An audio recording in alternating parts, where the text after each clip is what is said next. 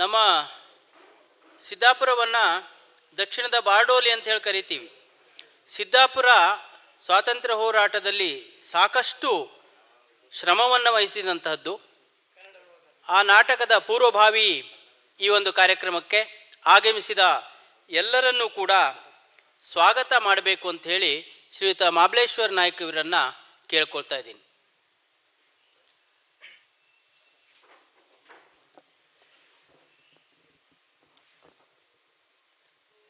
ಇವತ್ತಿನ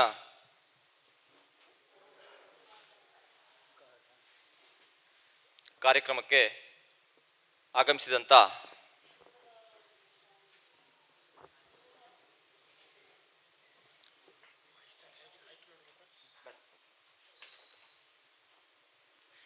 ವೇದಿಕೆ ಮೇಲೆ ಉಪಸ್ಥಿತರಿರುವಂಥ ರವೀಂದ್ರ ನಾಯ್ಕ ಸರ್ ಅವರಿಗೆ ನಾನಿವತ್ತು ನನ್ನ ವೈಯಕ್ತಿಕವಾಗಿಯೂ ಹಾಗೂ ಊರ ಗ್ರಾಮಸ್ಥರ ಪರವಾಗಿ ಅವರಿಗೆ ಸ್ವಾಗತವನ್ನು ಬಯಸ್ತಾ ಇದ್ದೇನೆ. ಅದೇ ರೀತಿಯಾಗಿ ಈ ನಾಟಕದ ಕೃತಿ ರಚನೆ ಮಾಡಿದಂತಹ ಶ್ರೀಯುತ ಶ್ರೀಪಾದ್ ಹೆಗಡೆ ಮೈಗಾರ್ ಅವರಿಗೂ ಸಹ ನನ್ನ ವೈಯಕ್ತಿಕ ಪರವಾಗಿ ಮತ್ತು ಊರ ಗ್ರಾಮಸ್ಥರ ಪರವಾಗಿ ಅವರಿಗೆ ಅಭಿನಂದಿಸುತ್ತೇನೆ. ಹಾಗೆ ಮತ್ತೊಬ್ಬರಾದಂಥ ಶ್ರೀಯುತ ರಾಜು ಭಟ್ರು ಅವರಿಗೂ ಸಹ ನಾನು ಸ್ವಾಗತವನ್ನು ಕೋರ್ತಾ ಇದ್ದೇನೆ. ಹಾಗೆ ವೇದಿಕೆ ಮೇಲೆ ಉಪಸ್ಥಿತರಂಥ ಉಪನ್ಯಾಸಕರಾದಂಥ ರೂಪಾ ಮೇಡಮ್ ಅವರಿಗೂ ಸಹ ಸ್ವಾಗತವನ್ನು ಕೋರ್ತಾ ಇದ್ದೇನೆ. ನನ್ನ ಆತ್ಮೀಯರಾದಂತಹ ಗಾಂಧೀಜಿ ನಾಯ್ಕರವರಿಗೂ ಸಹ ನಾನು ಸ್ವಾಗತವನ್ನು ಕೋರ್ತಾ ಇದ್ದೇನೆ. ಹಾಗೆ ನನ್ನ ಗುರುಗಳಾದಂಥ ಟಪಾಲ್ ಉಮೇಶ್ ಅವರಿಗೂ ಸಹ ಸ್ವಾಗತವನ್ನು ಕೋರ್ತಾ ಇದ್ದೇನೆ. ಇನ್ನೊಬ್ಬ ಗುರುವಂದರಾದಂಥ MN ನಾಯ್ಕ್ ಸೈದೂರ್ ಮುಖ್ಯೋಧ್ಯಾಪಕರು ಅವರಿಗೂ ಸಹ ಸ್ವಾಗತವನ್ನು ಕೋರ್ತಾ ಇದ್ದೇನೆ. ಕ್ಯಾದಗಿ ಪಂಚಾಯತ್ ಅಧ್ಯಕ್ಷರಾದಂಥ ರಾಮಕೃಷ್ಣ ನಾಯ್ಕರವರಿಗೂ ಸಹ ಸ್ವಾಗತವನ್ನು ಕೋರ್ತಾ ಇದ್ದೇನೆ.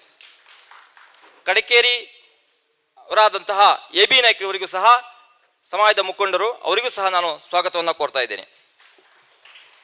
ಅಲ್ಲದೆ ಈ ಸಂದರ್ಭದಲ್ಲಿ ಈ ನಾಟಕದ ನಿರ್ದೇಶನ ಮಾಡಿದಂತಹ ಗಣಪತಿ ಹೆಗಡೆ ಇವರಿಗೂ ಸಹ ನಾನು ಸ್ವಾಗತವನ್ನು ಕೋರ್ತಾ ಇದ್ದೇನೆ. ಎಲ್ಲ ಊರ ಗಣ್ಯರಿಗೂ ಹಾಗೂ ಮಹನೀಯರಿಗೂ ಅಕ್ಕಂದಿರಿಗೂ ತಾಯಂದಿರಿಗೂ ಎಲ್ಲರಿಗೂ ಸಹ ನಾನು ಸ್ವಾಗತವನ್ನು ಕೋರ್ತಾ ಇದ್ದೇನೆ. ಈ ಕ್ರಾಂತಿಯ ಕಿಡಿ ನಾಟಕ ಕೆಲವೇ ಕ್ಷಣದಲ್ಲಿ ಪ್ರಾರಂಭವಾಗ್ತದೆ. ವೇದಿಕೆಯ ಉದ್ಘಾಟನೆಯನ್ನು ರವೀಂದ್ರ ನಾಯ್ಕರಿಂದ ಇವಾಗ ಉದ್ಘಾಟನೆ ನಡೆಯುತ್ತದೆ. ತದನಂತರದಲ್ಲಿ ಕಾರ್ಯಕ್ರಮ ನಡೀತದೆ. ಎಲ್ಲರಿಗೂ ಸ್ವಾಗತವನ್ನು ಕೋರಿ ಕಾರ್ಯಕ್ರಮವನ್ನು ನಡೆಸಿಕೊಡ್ಬೇಕೆಂದು ಅವರಲ್ಲಿ ಕೇಳ್ಕೊಳ್ತಾ ಇದ್ದೇನೆ. ಧನ್ಯವಾದಗಳು.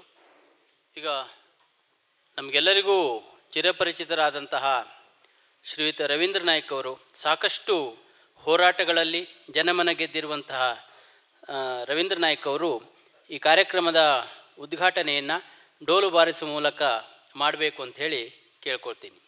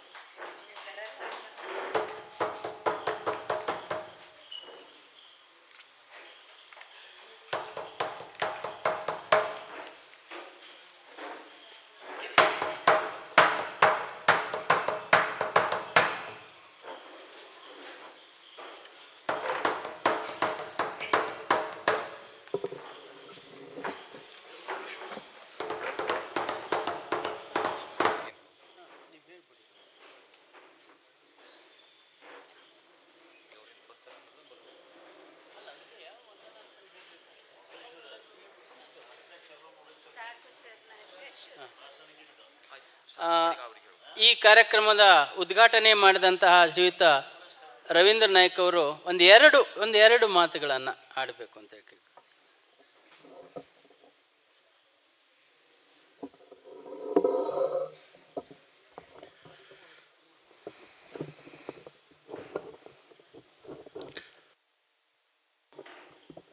ಭಾಷಣ ಮಾಡುವಂಥ ಸಮಯವಲ್ಲ. ವಿಶಿಷ್ಟವಾದ ವೈಶಿಷ್ಟ್ಯ ದಿನವಾದಂಥ ಇಂದು ವಿಶೇಷವಾದ ನಾಟಕವನ್ನು ನೋಡಲಿಕ್ಕೆ ನೀವು ಹೇಗೆ ಬಂದಿದ್ರೋ ಹಾಗೆ ನಾನು ಒಬ್ಬ ಬಂದಂಥ ವ್ಯಕ್ತಿ ಅಂತೇಳಿ ತಪ್ಪಾಗಲಿಕ್ಕಿಲ್ಲ. ಭಾಳ ವಿಶೇಷವಾದ ನಾಟಕ. ಇವತ್ತು ಸ್ವತಂತ್ರ ಸಂಗ್ರಾಮದ ಚಟುವಟಿಕೆಗಳನ್ನು, ಇತಿಹಾಸವನ್ನು ಮಕ್ಕಳಿಗೆ ಅಲ್ಲಲ್ಲಿ ಪುಸ್ತಕದಲ್ಲಿ ಓದಲಿಕ್ಕೆ ಅವಕಾಶಗಳಿರ್ತದೆ. ಅದು ಕೇವಲ ಪರೀಕ್ಷೆಗೆ ಮಾತ್ರ ಸೀಮಿತವಾಗಿರುವಂಥದ್ದು, ಸಿಲೆಬಸ್ಸಿಗೆ. ಪ್ರಾಯೋಗಿಕವಾಗಿ ಅಂಥ ಸಂದರ್ಭದಲ್ಲಿ ಸ್ವತಂತ್ರ ಸಂಗ್ರಾಮದಲ್ಲಿ ತ್ಯಾಗ ಮಾಡಿದಂಥ ವ್ಯಕ್ತಿಗಳ ಒಂದು ಕಾರ್ಯಶೈಲಿಯನ್ನು ಅಥವಾ ಅವರ ಕೊಡುಗೆಯನ್ನು ನಾಟಕ ರೂಪದಲ್ಲಿ ಶ್ರೀಪಾದ್ ಹೆಗಡೆಯವರು ರಚಿಸಿ, ಅದ ನಂತರ ಗಣಪತಿ ಹೆಗಡೆ ನಿರ್ದೇಶನ ನೀಡಿ ಈ ನಾಟಕವನ್ನು ಏನು ಮಾಡಲಿಕ್ಕೆ ಇವತ್ತು ರಂಗಸಂಗದ ತಂಡವೇನು ತಯಾರಾಗಿದೆಯಲ್ಲ, ಅದಕ್ಕೆ ನಾನು ವಿಶೇಷವಾದ ಅಭಿನಂದನೆ ಸಲ್ಲಿಸಲಿಕ್ಕೆ ಬಯಸ್ತಾ ಇದ್ದೇನೆ. ಸ್ವತಂತ್ರ ಸಂಗ್ರಾಮದಲ್ಲಿ ಅನೇಕ ಹಿರಿಯರು ದೇಶಕ್ಕಾಗಿ ತ್ಯಾಗ ಮಾಡಿದ್ದಾರೆ, ಬಲಿದಾನ ಮಾಡಿದ್ದಾರೆ, ತಮ್ಮ ಕುಟುಂಬವನ್ನೂ ಸಹಿತ ದೇಶದ ಸಂಗ್ರಾಮದ ಈ ಕ್ರಾಂತಿಯ ಕಾರ್ಯದಲ್ಲಿ ತೊಡ್ಕೊಂಡಿದ್ದಾರೆ. ಅಂಥದ್ರಲ್ಲಿ ಚೌಡನಾಯಕರವರು ಒಬ್ಬರು ಅಂತ ಹೇಳಿದ್ರೆ ತಪ್ಪಾಗಲಿಕ್ಕಿಲ್ಲ. ಇಲ್ಲಿ ವಿಶೇಷ ಏನಂತ ಹೇಳಿದ್ರೆ, ಸಂಪ್ರದಾಯಬದ್ಧವಾದ ಶೈಲಿಯ ಮಾತುಗಳ ಹೊರತಾಗಿರುವ ಸ್ನೇಹಿತರು ಇವತ್ತು ಚೌಡನಾಯಕರ ಭಾಷೆಯಲ್ಲಿ ಈ ಕೃತಿಯನ್ನು ಮಂಡಿಸ್ತಿದ್ದಾರೆ. ಅಂದರೆ ಎಷ್ಟು ನೈಜತೆಯು ಈ ನಾಟಕದಲ್ಲಿ ಒಳಗೊಂಡಿದೆ ಹೇಳೋದು ಭಾಳ ವಿಶೇಷವಾಗಿದೆ. ಈ ಕ್ರಾಂತಿ ಎನ್ನುವುದು ಇವತ್ತು ನಿನ್ನೆದಲ್ಲ, ಹಿಂದಿನಿಂದಲೂ ಇಟಲಿಯಲ್ಲಿ ಪ್ರಥಮವಾಗಿ ಈ ಕ್ರಾಂತಿ ಶುರುವಾಗಿರುವುದೇ ಇಟಲಿಯಲ್ಲಿ ಒಂದು ಧರ್ಮಕ್ಕೆ ಸಂಬಂಧಪಟ್ಟಂಥ ಒಂದು ಮಹತ್ವಪೂರ್ಣದ ಕ್ರಾಂತಿ ಮಧ್ಯಕಾಲದ ಕೊನೆಯ ಅವಧಿಯಲ್ಲಿ ಇಟಲಿಯಲ್ಲಿ ಪ್ರಾರಂಭವಾಗಿರುವಂಥದ್ದು. ಯಾವಾಗ ಈ ಕ್ರಾಂತಿಗಳು ಹುತ್ಕೊಳ್ತದೆ ಅಂತ ಹೇಳಿದ್ರೆ, ಒಂದು ಸಂಘಟನೆಯಾಗಿ, ಹೋರಾಟವಾಗಿ, ಆಂದೋಲನದ ಮೂಲಕವೂ ನಮ್ಮ ಸಾಮೂಹಿಕವಾಗಿರುವ ಸಮಸ್ಯೆಗಳು ಬಗೆಹರದೇ ಇರುವಂಥ ಸಂದರ್ಭದಲ್ಲಿ ಕೊನೆಯ ಅಸ್ತ್ರವೇ ಕ್ರಾಂತಿ. ಅಂಥ ಕ್ರಾಂತಿ ಆಗಿರುವುದರಿಂದಲೇ ಇವತ್ತು ನಮ್ಮ ದೇಶಕ್ಕೆ ಸ್ವಾತಂತ್ರ್ಯಗಳು ಸಿಕ್ಕಿದೆ. ನಾವು ಅನೇಕ ದೇಶದ ಇತಿಹಾಸವನ್ನು ನೋಡಿದಾಗೂ ಸಹಿತ ಕ್ರಾಂತಿ ಇಲ್ಲದೆ ಎಲ್ಲೂ ಜಸ್ಟಿಸ್, ನ್ಯಾಯ ಸಿಕ್ಕಿಲ್ಲ, ಸಾಮಾಜಿಕ ನ್ಯಾಯಗಳು ಸಿಕ್ಕದೇ ಇರುವುದನ್ನು ನಾವು ನೋಡ್ತಾ ಇದ್ದೇವೆ. ನಮ್ಮ ದೇಶದಲ್ಲಾದರೂ ಸಹಿತ ಇವತ್ತು ದೇಶಕ್ಕೆ ಸ್ವಾತಂತ್ರ್ಯ ಸಿಗುವ ಸಂದರ್ಭದಲ್ಲೂ ಸಹಿತ ಮೊದಲನೇ ಮಹಾಭಾರತ 1909, ಎರಡನೇ ಮಹಾಭಾರತ 1934 ನಂತರ ಇವತ್ತು ನಮಗೆ ಒಂದು ಕ್ರಾಂತಿಯ ಉದ್ದೇಶದಿಂದಲೇ ಇವತ್ತು ದೇಶಕ್ಕೆ ಸ್ವಾತಂತ್ರ್ಯ ಸಿಕ್ಕಿದೆ ಅಂತ ಹೇಳಲಿಕ್ಕೆ ವಿಶೇಷತೆ ಹೇಳಿದ ತಪ್ಪಲಿಕ್ಕಿಲ್ಲ. ನನಗೆ ಹೆಮ್ಮೆ ಏನಂತ ಹೇಳಿದ್ರೆ, ನಮ್ಮ ದೇಶದ ಸ್ವತಂತ್ರ ಸಂಗ್ರಾಮದ ಕ್ರಾಂತಿಯ ಕಹಳೆಯಲ್ಲಿ ನಮ್ಮ ದೇಶಕ್ಕೆ ಮಾತ್ರ ಸ್ವಾತಂತ್ರ್ಯ ಸಿಕ್ಕಿಲ್ಲ. ನಮ್ಮ ದೇಶದ ಈ ಸ್ವತಂತ್ರದ ಈ ಕ್ರಾಂತಿ ಕಹಳೆಯ ಪ್ರೇರಣೆಯಾಗಿ ಏಷ್ಯಾದ ಅನೇಕ ರಾಷ್ಟ್ರಗಳಲ್ಲಿ ಮತ್ತು ಪಕ್ಕದ ಚೈನಾಗಳಲ್ಲಿ ಸಹಿತ ಕ್ರಾಂತಿಯ ಮೂಲಕ ತಮ್ಮ ಅಸ್ತಿತ್ವವನ್ನು ನೋಡಿಕೊಂಡು ಆ ದೇಶಕ್ಕಾಗಿ ಕೊಟ್ಟಿರುವಂಥದ್ದು. ಇವತ್ತು ಕ್ರಾಂತಿಗಳಿಗೆ ಬಹಳಷ್ಟು ಉದ್ದೇಶಗಳಿರುವುದಿಲ್ಲ, ಏಕ ಸಾಮರ್ಥ್ಯ. ಇವತ್ತು ನಮ್ಮ ಭಾರತಕ್ಕೆ ಸ್ವಾತಂತ್ರ್ಯ ಕೊಡುವುದು ಒಂದೇ ಆ ಕ್ರಾಂತಿಯ ಉದ್ದೇಶಗಳಾಗಿತ್ತು. ಇದು ಪುನರಾವರ್ತನೆ ಆಗದ ರೀತಿಯಲ್ಲಿ ಮುಂದೆ ಆಗಬೇಕಾಗಿದ್ದು ಭಾಳ ಅವಶ್ಯಕತೆ ಆಗಿದೆ. ಇವತ್ತು ನಾವು ಸಾಮಾಜಿಕವಾಗಿ ನಮ್ಮ ಸಮಸ್ಯೆಗಳು ಸಿಗದಿದ್ದಾಗ ಸಂಘಟನೆ ಮಾಡ್ತೇವೆ, ಹೋರಾಟ ಮಾಡ್ತೇವೆ, ಆಂದೋಲನ ಮಾಡ್ತೇವೆ. ಇವತ್ತು ನನಗನಿಸೋದು ಒಂದು ಭಾವನೆಯನ್ನು ಈ ವೇದಿಕೆಯಲ್ಲಿ ಹೇಳಿದ ತಪ್ಪಾಗಲಿಕ್ಕಿಲ್ಲ. ಮತ್ತು ವಿಶೇಷವಾಗಿ ರಂಗಸಮುದಾಯಕ್ಕೂ ನಾನು ಅಭಿನಂದನೆ ಸಲ್ಲಿಸಲಿಕ್ಕೆ ಕಾರಣ ಏನಂತ ಹೇಳಿದ್ರೆ, ಅನೇಕ ಒಂದು 85,000 ಅರಣ್ಯವಾಸಿ ಕುಟುಂಬಗಳು ನಮ್ಮ ಜಿಲ್ಲೆಯಲ್ಲಿ ವಾಸ್ತವ್ಯ ಮಾಡ್ಕೊಂಡು ಬಂದಿದ್ದಾರೆ. ಭೂಮಿಯೇ ಇಲ್ಲ, ತನ್ನ ಜೀವನದಲ್ಲಿ ದುಡಿದಂಥ ಎಲ್ಲ ಸಂಪತ್ತನ್ನು ತಾನು ಮಾಡಿದಂಥ ಅತಿಕ್ರಮಣ ಮನೆಗೋ ಅಥವಾ ಸಾಗುವಳಿಗೋ ಹಾಕಿ ಇವತ್ತು ಜೀವನ ಮಾಡ್ಕೊಂಡು ಬರ್ತಿದ್ದಾರೆ. ನನಗನ್ನಿಸ್ತಾ ಇದೆ 33 ವರ್ಷ ಈ ಹೋರಾಟ ಮಾಡ್ಕೊಂಡು ಬಂದ ಮೇಲೆ ಉತ್ತರ ಕನ್ನಡ ಜಿಲ್ಲೆಯಲ್ಲಿ ಈ ಹಿಂದೆ ಚೌಡನಾಯಕರಿರ್ಬೋದು, ಇನ್ನಿತರ ಅನೇಕರು ಮಾಡಿದಂಥ ಒಂದು ಕ್ರಾಂತಿಕಾರಿಯ ಕಿಡಿ ಈ ಭಾಗದಲ್ಲಿ ಈ ಜಿಲ್ಲೆಯಲ್ಲಿ ಆಗ್ತದೆಯೋ ಹೇಳುವಂಥ ನನಗೆ ಆಸೆ ಅಥವಾ ಆ ರೀತಿಯ ಒಂದು ಅನಿಸುವ ಹಂತಕ್ಕೆ ಬಂದುಬಿಟ್ಟಿದೆ. ಯಾಕಾಗಿ ಈ ಮಾತನ್ನು ಈ ವೇದಿಕೆಯಲ್ಲಿ ಪ್ರಸ್ತಾಪ ಮಾಡ್ತಿದ್ದೆ ಅಂತ ಹೇಳಿದ್ರೆ, 85,000 ಕುಟುಂಬ ಅರಣ್ಯವಾಸಿಗಳಲ್ಲಿ ರಾಜ್ಯ ಸರ್ಕಾರ ಕಳೆದ ತಿಂಗಳು 83,000 ಅರ್ಜಿಗಳನ್ನು ನಿಕಾಲಿ ಮಾಡಿದ್ದೀವಿ ಅಂತ ತಿರಸ್ಕಾರ ಮಾಡಿದ್ದಾರೆ. ಇದು ಒಂದು ವಿಧಾನ. ಎರಡನೇದು, ಈ ಕ್ರಾಂತಿಗಳು ಹುಟ್ಟುಕೊಳ್ತದೆಯೋ ಏನೋ ಅನ್ನೋದನ್ನು ನನಗೆ ಅನಿಸ್ತಿರೋದು. ಯಾಕಂತ ಹೇಳಿದ್ರೆ ನಮ್ಮ ಸರ್ಕಾರದ ರಾಜ್ಯ ಸರ್ಕಾರದ ಅರಣ್ಯ ಸಚಿವರು ಮುಂದಿನ ಮಾರ್ಚ್ವರೆಗೆ 1,500 ಎಕರೆ ಪ್ರದೇಶವನ್ನು ಒಕ್ಕಲೆಬ್ಬಿಸಬೇಕು ಅಂತ ಹೇಳಿ ಆದೇಶವನ್ನು ಮಾಡಿದ್ದಾರೆ. ಯಾವಾಗ ಈ ದೇಶದಲ್ಲಿ ಇರಬಹುದು, ವಿವಿಧ ದೇಶಗಳಲ್ಲೂ ಸಹಿತ ಕ್ರಾಂತಿ ಯಾವಾಗ ಆಗಿದೆ ಅಂತ ಹೇಳಿದ್ರೆ ಯುದ್ಧ ಆದ ನಂತರ ಕ್ರಾಂತಿಗಳಾಗಿದೆ. ಅದು ಎಲ್ಲ ರಾಷ್ಟ್ರದ ಇತಿಹಾಸವನ್ನು ನೋಡಿದಾಗೂ ಸಹಿತ. ಆದರೆ ಈ ಜಿಲ್ಲೆಯಲ್ಲಿ ಮತ್ತೆ ಇನ್ನೊಂದು ಈ ರೀತಿಯ ಕ್ರಾಂತಿಗಳು ಆಗಲಿಕ್ಕೆ ಸಾಧ್ಯತೆಗಳು ಇದೇ ಹೇಳುವ ಭಾವನೆಯನ್ನು ಬರುವುದಾಗಿದ್ರೆ ಇದೇ ವರ್ಷ ಅಂತ ಕ್ರಾಂತಿಗಳು ಹುಟ್ಟುಕೊಳ್ತದೆಯೋ ಏನೋ ಒಂದು ಅನಿಸಿಕೆ ನನ್ನಲ್ಲಿ ಈ ವೇದಿಕೆಯಲ್ಲಿ ವ್ಯಕ್ತಪಡಿಸ್ತಿದ್ದೇನೆ. ಈ ವೇದಿಕೆ ಒಂದು ಸಮರ್ಥವಾದ ವೇದಿಕೆಯಿಂದ 85,000ರಲ್ಲಿ 73 ಅರಣ್ಯ ಕುಟುಂಬವನ್ನು ಒಕ್ಕಲೆಬ್ಬಿಸ್ತಾ ಇದ್ದೀವಿ ಅಂತ ಸುಪ್ರೀಂ ಕೋರ್ಟಿಗೆ ರಾಜ್ಯ ಸರ್ಕಾರ ಹೇಳ್ತಾ ಇದೆ. 47,000 ಕಂದಾಯ ಭೂಮಿ ಅತಿಕ್ರಮಣವನ್ನು ಒಕ್ಕಲೆಬ್ಬಿಸ್ತಾ ಇದೆ ಅಂತ ಹೇಳಿದ ಮೇಲೆ ಕೊನೆಯ ಮನುಷ್ಯನ ಆಶೆ ಏನಿರ್ತದಂತ ಹೇಳಿದ್ರೆ ಕ್ರಾಂತಿ ಮೂಲಕವಾದರೂ ನಮ್ಮ ನ್ಯಾಯ ಪಡ್ಕೊಳ್ಬೇಕು ಹೇಳುವ ಒಂದು ಭಾವನೆ ಮನುಷ್ಯನಲ್ಲಿ ಬರೋದು ಸಹಜ. ಅಂಥ ಒಂದು ಭಾವನೆಯಲ್ಲಿ ಅಂಥ ಒಂದು ಕ್ರಾಂತಿ 2025ರಲ್ಲಿ ಈ ಜಿಲ್ಲೆಯಲ್ಲಿ ಆದರೆ ಆಶ್ಚರ್ಯವಿಲ್ಲ ಅಂತ ಹೇಳ್ತೇನೆ.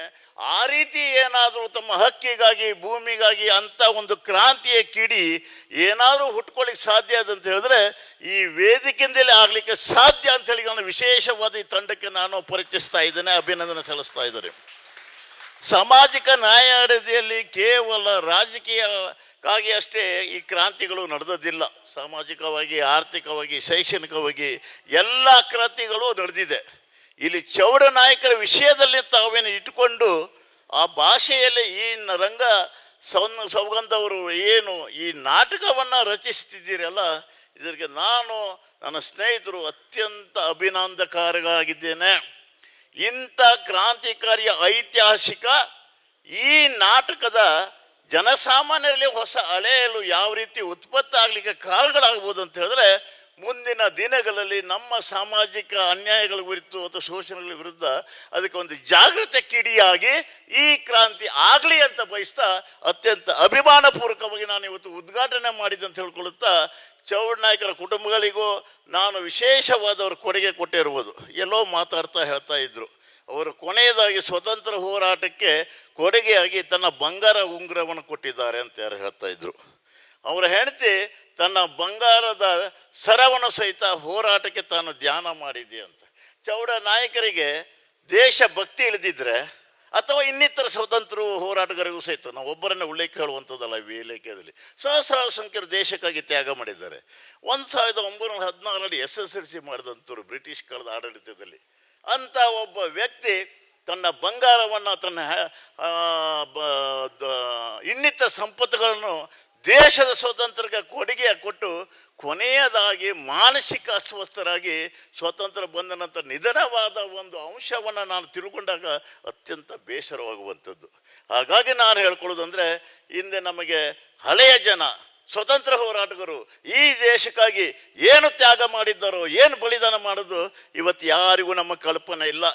ಇವತ್ತು ನಾವು ಆ ಸ್ವತಂತ್ರವನ್ನು ಪಡ್ಕೊಂಡು ನಾವು ನಮ್ಮ ಸುಖ ಜೀವನವನ್ನು ನಮ್ಮದನ್ನು ಅಷ್ಟೇ ನಾವು ಮಾಡ್ಕೊಂಡು ಹೋಗ್ತಾ ಇದ್ದೇವೆ. ಇವತ್ತು ನಾವೆಲ್ಲರೂ ಇವತ್ತು ಹಿಂದಿನ ಸ್ವತಂತ್ರ ಹೋರಾಟಗಾರರ ಒಂದು ಶ್ರದ್ಧೆ, ಕಮಿಟ್ಮೆಂಟ್, ಅವರ ತ್ಯಾಗ, ಬಲಿದಾನ, ಅವರ ತತ್ವ, ಸಿದ್ಧಾಂತ ನಾವೆಲ್ಲರೂ ಅದನ್ನು ಅಳವಡಿಸ್ಕೊಳ್ಬೇಕು. ಇಂಥ ನಾಟಕದಿಂದ ಒಂದು ಸಾಮಾಜಿಕ ಜಾಗೃತಿಗಳು ಆಗಲಿಕ್ಕೆ ಕಾರಣ ಅಂತ ಹೇಳ್ಕೊಳ್ತಾ ಅಭಿಮಾನಪೂರ್ವಕವಾಗಿ ಸಂಘಟನೆ ಮಾಡಿದಂಥ ಎಲ್ಲರಿಗೂ ವಂದಿಸುತ್ತಾ ನನ್ನ ಮಾತುಗಳು ಮುಗಿಸಿದ್ದೇನೆ. ಜೈ ಹಿಂದ್, ಜೈ ಕರ್ನಾಟಕ, ಜೈ ಭಾರತಾಂಬೆ. ಶ್ರೀಯುತ ರವೀಂದ್ರ ನಾಯ್ಕ ಅವರಿಗೆ ಧನ್ಯವಾದಗಳು. ಈಗ ನಾಟಕದ ಕರ್ತೃಗಳಾದಂಥ ಶ್ರೀಪಾದ್ ಹೆಗಡೆ ಮಗೇಗಾರಿಯವರು ಒಂದು 2 ಮಾತುಗಳನ್ನ ಆಡಬೇಕು ಅಂತೇಳಿ ಕೇಳ್ಕೊಳ್ತೀನಿ. 2 ಮಾತಾಡೋದು ಸ್ವಲ್ಪ ಕಷ್ಟ ಆಗಿಬಿಡ್ತದೆ. ಎಲ್ಲರಿಗೂ ನಮಸ್ಕಾರ. ಇಲ್ಲಿ ಇವತ್ತು ಸ್ವಾತಂತ್ರ್ಯೋತ್ಸವದ ಆಚರಣೆಯನ್ನು ಮಾಡ್ತಾ ಇದ್ದೇವೆ. ಬೇಡ್ಕಣಿಯ ಚೌಡ ನಾಯಕರು ಈ ಬೇಡ್ಕಣಿ ಊರಿನಲ್ಲಿ ಹುಟ್ಟಿ ಬೆಳೆದಂಥ ಒಬ್ಬ ಪ್ರತಿಷ್ಠಿತ ಸ್ವಾತಂತ್ರ್ಯ ಹೋರಾಟಗಾರರು. ಅವರ ನೆಲದಲ್ಲಿ ಅವರನ್ನು ಪರಿಚಯಿಸುವಂಥ ಒಂದು ಕಾರ್ಯಕ್ರಮವನ್ನು ಇಟ್ಕೊಂಡಿದ್ದಾರಲ್ಲ, ಇದು ಬಹಳ ಸಂತೋಷದ ವಿಷಯ. ಇದು ನಾವು ಇತಿಹಾಸದ ಕಾಲದ ಗರ್ಭ ಕಳೆದ ಹಾಗೆ ಇತಿಹಾಸದಲ್ಲಿ ಸ್ವಾತಂತ್ರ್ಯ ಹೋರಾಟಗಾರರ ನೆನಪು ಮರೆಯ ಆಗ್ತಾ ಹೋಗ್ತಾ ಇದೆ. ಈಗ 1898ರಲ್ಲಿ ಜನಿಸಿದಂತಹ ಚೌಡನಾಯ್ಕರು 1952ರಲ್ಲಿ ತೀರ್ಕೊಳ್ತಾರೆ. ಅವರು ಯಾವ ರೀತಿ ಹೋರಾಟ ಮಾಡಿದ್ರು ಎನ್ನುವುದನ್ನು ನೀವು ಇವತ್ತು ರಂಗದ ಮೇಲೆ ಪ್ರತ್ಯಕ್ಷವಾಗಿ ನೋಡಲಿಕ್ಕಿದ್ದೀರಿ. ಯಾಕೆಂದರೆ ಮರೆತು ಹೋದಂತಹ ಈ ಸ್ವಾತಂತ್ರ್ಯ ಯೋಧರನ್ನು ನಾವು ಆಗಾಗ ನೆನಪು ಮಾಡಿಕೊಳ್ತಾ ಇರಬೇಕು. ಅವರ ಹುಟ್ಟೂರಿನಲ್ಲಿಯೇ ಈ ರಂಗ ಸೌಗಂಧ ತಂಡದವರು ಈ ನಾಟಕ ಪ್ರದರ್ಶನ ಇಟ್ಟುಕೊಂಡಿದ್ದು ಒಂದು ಅರ್ಥಪೂರ್ಣವಾದಂಥ ಒಂದು ಕೆಲಸ. ಒಂದು ಚರಿತ್ರೆಯನ್ನು ನಾಟಕದಲ್ಲಿ ಬರೆಯೋದು ಸ್ವಲ್ಪ ಕಷ್ಟಕರವಾದದ್ದೇ. ಇಲ್ಲಿ ಬೇಡ್ಕಣಿಯ ಚೌಡನಾಯ್ಕರು ಒಂದು ಪ್ರತಿಷ್ಠಿತವಾದಂತಹ ಶ್ರೀಮಂತ ಕುಟುಂಬದಲ್ಲಿ ಜನಿಸಿದವರು. ಅವರು ಇಲ್ಲಿಯ ಪ್ರಾಥಮಿಕ ಶಿಕ್ಷಣದ ಸೌಲಭ್ಯ ಇಲ್ಲಿ ಇಲ್ಲಾಗಿತ್ತು. 3-4 ಮಾತ್ರ ಪ್ರಾಥಮಿಕ ಶಾಲೆ ಇದ್ದಿದ್ದು ಕಂಡು ಬರ್ತದೆ. ಅವರು ಪ್ರಾಥಮಿಕ ಶಾಲೆಯನ್ನು ಎಲ್ಲಿ ಮುಗಿಸಿದ್ರು ಅಂತ ಇತಿಹಾಸದಲ್ಲಿ ಸಿಗೋದಿಲ್ಲ. ಹೊನ್ನಾವರದ ಸೈಂಟ್ ಥಾಮಸ್ ಹೈಸ್ಕೂಲ್ನಲ್ಲಿ ಅವರು ಮೆಟ್ರಿಕ್ಯುಲೇಷನ್ ಮುಗಿಸ್ಕೊಂಡು ಬರ್ತಾರೆ. ಅವಾಗಿನ ಮೆಟ್ರಿಕ್ಯುಲೇಷನ್ ಅಂತಂದರೆ ಈ ಸ್ವಲ್ಪ BA-ಕ್ಕಿಂತಲೂ ಹೆಚ್ಚಿಗಿಂದ ಒಂದು ಅನುಭವವನ್ನು ಕೊಡುವಂಥ ಪರೀಕ್ಷಾ ವಿಧಾನ ಆಗಿತ್ತು. ಕಾರವಾರದಲ್ಲಿ ಪರೀಕ್ಷೆ ಆಗಿತ್ತು. ಸಿದ್ದಾಪುರಕ್ಕೆ ಬರುವ ಹಂತದಲ್ಲಿ ಇಲ್ಲಿ ರಣಕಹಳೆ ಮೊಳಗುತ್ತಾ ಇತ್ತು ಸ್ವಾತಂತ್ರ್ಯದ್ದು. ಮೌಲಾನಾ ಹಬೀಬುಲ್ಲಾ ಖಾನ್ ಅಂತ ಒಬ್ಬರು ಪೇಶಾವರದವರು ಇಲ್ಲಿಗೆ ಸ್ವಾತಂತ್ರ್ಯದ ಕಿಚ್ಚನ್ನು ಹೆಚ್ಚಿಸಲಿಕ್ಕೆ ಇಲ್ಲಿ ಬಂದವರು, ಭಾಷಣ ಮಾಡಲಿಕ್ಕೆ ಬಂದವರು. ಅವರ ಭಾಷಣವನ್ನು ಇಲ್ಲಿ ಭುವನಗಿರಿ ದೇವಸ್ಥಾನದಲ್ಲಿ ಕರೆದಾಗಿತ್ತು. ಅವರ ಭಾಷಣಕ್ಕೆ ಇಲ್ಲಿಯ ಪೊಲೀಸರು ಅವಕಾಶ ಮಾಡಿಕೊಡಲಿಲ್ಲ. ಪೊಲೀಸರಿಗೆ ತಿಳಿಯದಂತೆ ಅವರ ಭಾಷಣವನ್ನು ಈ ಕಣಸೆ ಹೊಳೆಯ ಆಚೆ ಕಡೆ ಒಂದು ಬೈಲಿನಲ್ಲಿ ಏರ್ಪಡಿಸಿದರು. ಕಣಸೆ ಹೊಳೆಯ ಆಚೆಗೆ ಅಂದರೆ ಮೈಸೂರು ಸಂಸ್ಥಾನಕ್ಕೆ ಬರ್ತಿತ್ತು. ಇದು ಬ್ರಿಟಿಷ್ ಮುಂಬೈ ಸರ್ಕಾರಕ್ಕೆ ವ್ಯಾಪ್ತಿಯಲ್ಲಿ ಬರೋದಾಗಿತ್ತು. ಭಾಷಣವನ್ನು ಅಲ್ಲಿ ಬಂದ್ ಮಾಡಲಿಕ್ಕೆ ಬ್ರಿಟಿಷರಿಗೆ ಅವಕಾಶ ಇಲ್ಲಾಗಿತ್ತು. ಇಲ್ಲಿ ಸಾವಿರಾರು ಜನ ನಡ್ಕೊಂಡು ಅಲ್ಲಿ ಭಾಷಣವನ್ನು ಕೇಳಲಿಕ್ಕೆ ಹೋಗಿದ್ದರು ಕಣಸೆ ಹೊಳೆಯಲ್ಲಿ. ಆ ಹೋದವರಲ್ಲಿ ಒಬ್ಬರು ಚೌಡನಾಯ್ಕರು. ಹಬೀಬುಲ್ಲಾ ಖಾನ್ರ ಆ ಭಾಷಣವನ್ನು ಕೇಳ್ತಾ ಆ ಹಬೀಬುಲ್ಲಾ ಖಾನರು ಈ ಜಾಲಿಯನ್ ವಾಲಾಬಾಗ್ ಹತ್ಯಾಕಾಂಡದಲ್ಲಿ ಅವರು ಪೆಟ್ಟನ್ನು ತಿಂದ್ಕೊಂಡು ಬಂದವರಾಗಿದ್ದರು. ಪೊಲೀಸರ ಗುಂಡೇಟಿನಿಂದ ಬಚಾವಾಗಿ ಬಂದಿದ್ದರು. ಅವರು ಇಲ್ಲಿ ಬಂದ್ಕೊಂಡು ಭಾಷಣ ಮಾಡಬೇಕಾದ್ರೆ ಅಂಗಿಯನ್ನು ಬಿಚ್ಚಿ ತಮಗಾದ ಗಾಯವನ್ನು ತೋರಿಸ್ಕೊಂಡು ಭಾಷಣವನ್ನು ಮಾಡ್ತಿದ್ರಂತೆ. ಅವರು ಆ ಭಾಷಣದಿಂದ ಉತ್ತೇಜಿತರಾದಂಥ ಚೌಡನಾಯ್ಕರಲ್ಲಿ ಧಮನಿಯಲ್ಲಿ ದೇಶಾಭಿಮಾನ ಉಕ್ಕು ಬರಲಿಕ್ಕೆ ಪ್ರಾರಂಭ ಆಯಿತು. ಸ್ವಾತಂತ್ರ್ಯಕ್ಕಾಗಿ ತಾನು ಯಾವುದಾದ್ರೂ ರೀತಿಯಲ್ಲಿ ಸೇವೆ ಸಲ್ಲಿಸಲೇಬೇಕು ಎಂದು ತೀರ್ಮಾನ ಮಾಡಿ ಮಾವಿನಗುಂಡಿಗೆ ಹೋಗಿ ಹಬೀಬುಲ್ಲಾ ಖಾನ್ರು ಯಾವ ರೀತಿಯಲ್ಲಿ ಭಾಷಣ ಮಾಡಿದ್ರೋ ಅದೇ ರೀತಿಯಲ್ಲಿಯೇ ಭಾಷಣವನ್ನು ಮಾಡಿದರು. ತಕ್ಷಣದಲ್ಲಿ ಪೊಲೀಸರು ಅವ್ರನ್ನ ಸಿದ್ದಾಪುರಕ್ಕೆ ತಂದರು. ಅಲ್ಲಿಂದ ನಾಟಕ ಪ್ರಾರಂಭ ಆಗುತ್ತದೆ. ನಾಟಕ ಪ್ರಾರಂಭ ಆಗೋದು ಅಲ್ಲಿಂದ. ತಂದೆ ಪಕ್ಕ ಬ್ರಿಟಿಷರ ಪರವಾಗಿದ್ದವರು. ಇವರಿಗೆ ಸ್ವಾತಂತ್ರ್ಯ ಹೋರಾಟದಲ್ಲಿ ಪಾಲ್ಗೊಳ್ಳಬೇಕು ಎನ್ನುವಂಥ ಇಚ್ಛೆ. ಅವರನ್ನು ಅರೆಸ್ಟ್ ಮಾಡಿಕೊಂಡು ತಗೊಂಡು ಹೋಗ್ತಾರೆ. ಚೌಡನಾಯ್ಕರು ಅರೆಸ್ಟ್ ಆಗಿ ಹೋದಾಗ ಅವರು ಒಂದು 6 ತಿಂಗಳು ಶಿಕ್ಷೆ ಆಗ್ತದೆ.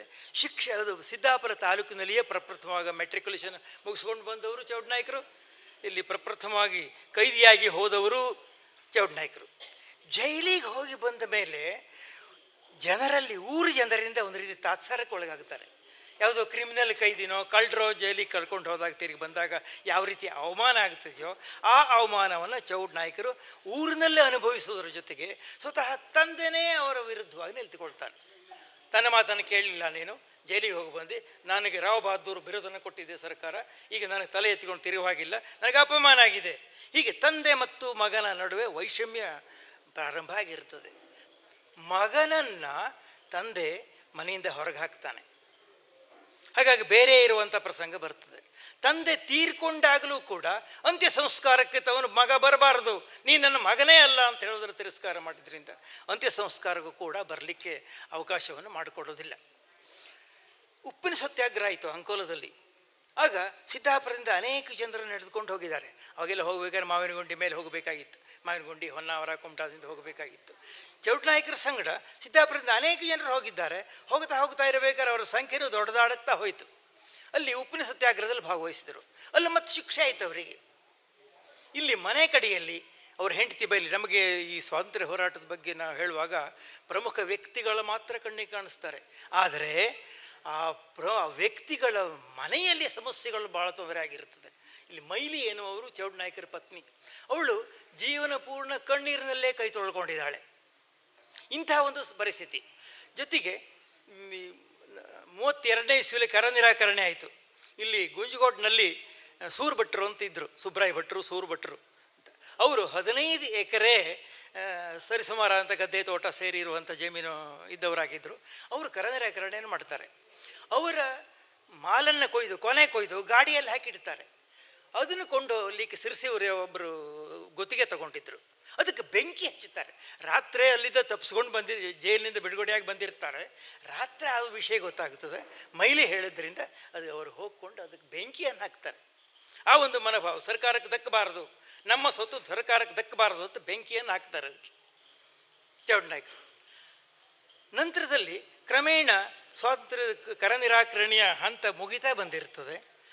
ಆರ್ಥಿಕ ಪರಿಸ್ಥಿತಿ ತುಂಬ ಗಂಭೀರವಾಗ್ತಾ ಬರ್ತದೆ. ಮಗಳು ಮದುವೆ ಮಾಡಲಿಕ್ಕೂ ಕೂಡ ದುಡ್ಡಿಲ್ಲದೆ ಹೋದ ಸ್ಥಿತಿಯಲ್ಲಿ ಇದ್ದಿರ್ತದೆ. ಜಮೀನನ್ನು ಅಡವಿ ಇಡುವಂಥ ಪ್ರಸಂಗ ಇರ್ತದೆ. ಸ್ವಲ್ಪ ಬೇರೆ ಜಮೀನನ್ನು ಮಾಡ್ಕೊಂಡಿರ್ತಾರೆ. ಆಸ್ತಿಯಲ್ಲಿ ತಂದೆ ಪಾಲು ಕೊಡೋದಿಲ್ಲ, ಬೇರೆ ಜಮೀನನ್ನು ಮಾಡಿಕೊಳ್ಳುವಂಥ ಪ್ರಸಂಗ ಬಂದಿರ್ತದೆ. ಆ ಜಮೀನು ಅಡವಿಟ್ಟು ಅವರು ಮಗಳ ಮದುವೆಯನ್ನು ಮಾಡುವಂಥ ಪ್ರಸಂಗ ಬಂದಿರ್ತದೆ. ಹೀಗೆ ಮೈಲಿ ಅವಳು ಕುಟುಂಬವನ್ನು ಹೇಗೇಗೋ ನಿರ್ವಹಿಸಿಕೊಂಡಿರ್ತಾರೆ. ಅವ್ರದ್ದು ಒಂದು ಆಸೆ ಇದ್ದಿರ್ತದೆ. ಕಷ್ಟಪಟ್ಟು ಅವರು ವಿದ್ಯಾಭ್ಯಾಸವನ್ನು ಮಾಡಿದವರು ಹೊನ್ನಾವರದಲ್ಲಿ. ನಾಮಧಾರಿ ಸಮಾಜದ ಮಕ್ಕಳಿಗೆ ಇಲ್ಲಿ ವಿದ್ಯಾಭ್ಯಾಸಕ್ಕಾಗಿ ಒಂದು ಹಾಸ್ಟೆಲ್ ಇಲ್ಲ. ಅವರಲ್ಲಿ ಏನು ಕಷ್ಟಪಟ್ಟಿದ್ರು ಅಂತ ಗೊತ್ತಿಲ್ಲ. ಸೆಂಟ್ ಥಾಮಸ್ ಹೈಸ್ಕೂಲ್ನಲ್ಲಿ ಊಟಕ್ಕೆ ವಸತಿಗೆ ಅದು ಇತಿಹಾಸದಲ್ಲಿ ಸಿಗೋದಿಲ್ಲ. ನಾಮಧಾರಿ ಮಕ್ಕಳಿಗೆ ಒಂದು ಹಾಸ್ಟೆಲನ್ನು ತಯಾರು ಮಾಡಬೇಕು, ಅವರು ಕೂಡ ವಿದ್ಯಾಭ್ಯಾಸ ಕಲಿಬೇಕು, ಮುಂದೆ ಬರಬೇಕು ಎನ್ನುವಂಥ ಆಸೆ ಇತ್ತು. ಆಸೆ ಅವರಿಗೆ ಕೊನೆಯವರೆಗೂ ಅದು ಈಡೇರಲಿಲ್ಲ. 42ನೇ ಇಸ್ವಿ ಚಲೆಜಾವ್ ಚಳವಳಿಯಲ್ಲಿ ಅವರು ಭಾಗವಹಿಸಲಿಲ್ಲ. ಹೀಗೆ ಹಲವಾರು ಸಂಗತಿಗಳು ನಿರಾಸೆಯಿಂದ ಅವರು ಕಳೆಯುವಂಥ ಪ್ರಸಂಗದಿಂದ ಅವರ ಮನಸ್ಸಿನ ಮೇಲೆ ಆಘಾತ ಆಗುತ್ತದೆ. ಅದರಿಂದ ಅವರನ್ನು ಧಾರವಾಡದ ಆಸ್ಪತ್ರೆಗೆ ಸೇರಿಸುವಂಥ ಪ್ರಸಂಗ ಬರ್ತದೆ. ಅವರ ಅಂತ್ಯ ಧಾರವಾಡದ ಆಸ್ಪತ್ರೆಯಲ್ಲೇ ಆಗಿದ್ದಿರುತ್ತದೆ. ಇಂಥ ಒಂದು ಮಹಾನುಭಾವರ ಕಥೆಯ ಕುರಿತಾದಂಥ ನಾಟಕ ಇದು. ಕಥೆ ಇಲ್ಲಿ ಜನರಿಗೆ ಗೊತ್ತಾಗಲೇ ಏನೋ ದೃಷ್ಟಿಯಿಂದ ಹೇಳಿದ್ದೇನೆ. ನಾಟಕವೇ ಎಲ್ಲವೂ, ನಾಟಕದಲ್ಲಿಯೇ ನೀವು ಎಲ್ಲ ದೃಶ್ಯಗಳನ್ನು ನೋಡಲಿಕ್ಕೆ ಸಾಧ್ಯ ಇದೆ. ಇಂಥವರು ನಮ್ಮನ್ನು ಆಗಲಿ ಹೋಗಿದ್ದಾರೆ.